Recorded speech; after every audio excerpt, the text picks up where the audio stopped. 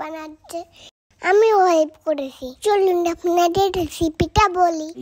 আমার একটা ডিম নিয়ে ভালো মতো ফেটিয়ে নিচ্ছি। চিনি মিশিয়ে নিবে, একটা ভালোভাবে মিক্স করবে।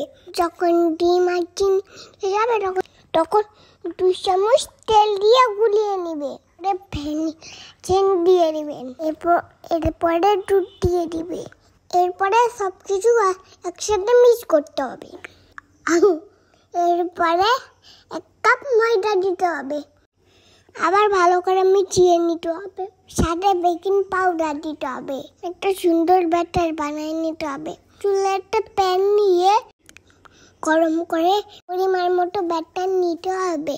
মাম্মা ঠিক যেরকম দেখাচ্ছে সেরকম ভাবে বানিয়ে নিতে হবে। প্যানে ব্যাটার নিয়ে 1 মিনিট ওয়েট করে উল্টে দিতে হবে, তাহলে তৈরি হয়ে যাবে মজার প্যানকেক।